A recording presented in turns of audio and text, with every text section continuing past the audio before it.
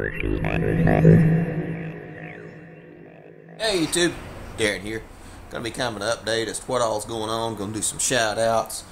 We're gonna go ahead and close that transmission up and try to crack open that 820. And we'll see if we can. But before we do all that, we'll give some shout outs to some people that have subscribed. I'm gonna bring you over to this one. It's a little different one. It's an extra one I had, and I thought I'd use it too.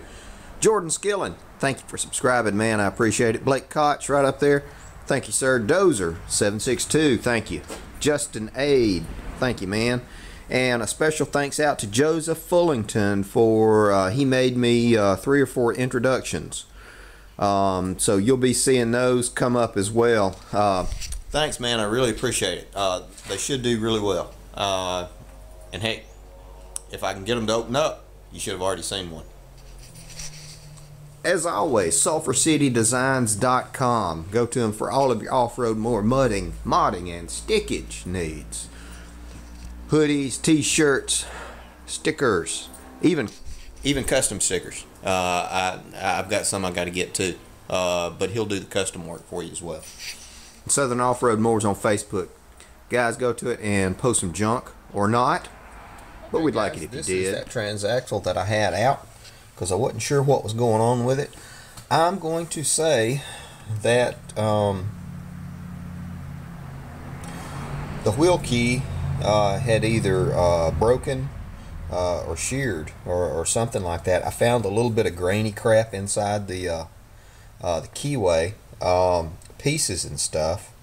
I thought I would find a lot more.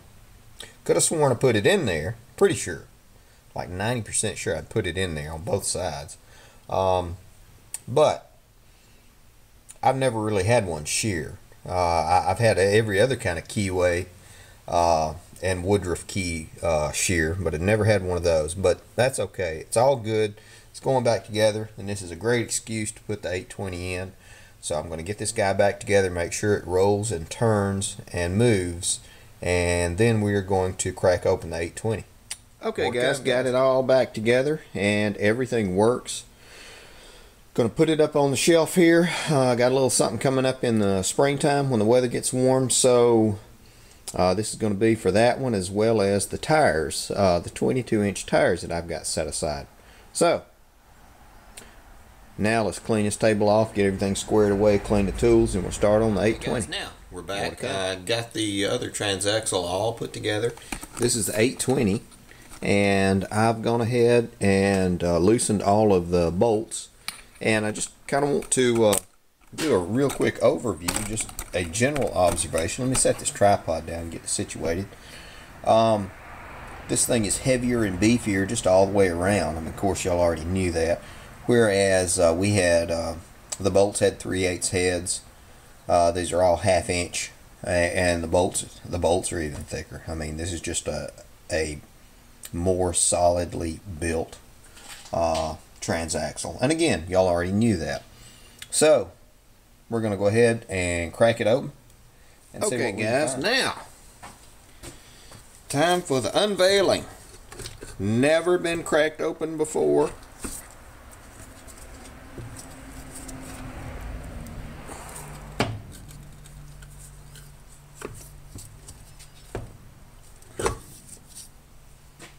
Ew.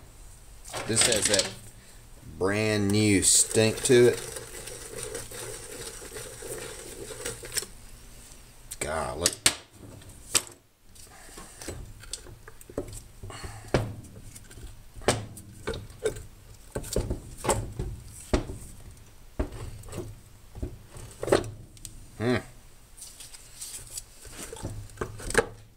Let's see. Ah, I see. Let me pause. There we go. Got it all finished up. Taking a look at this thing right here. This is a monster. Now I see why people like these things so much. This thing is huge. From what I know, that's the diff. That's the needle bearings. This is what I was talking about. possibly having to change the height of, because the one on my other one is so high. But someone had commented, I'm sorry, I can't remember who, that I can change the bracket. So this is really interesting. Look, it's got honest to goodness bearings. Oh, I'm getting grease all over the camera. Honest to goodness bearings on the ends.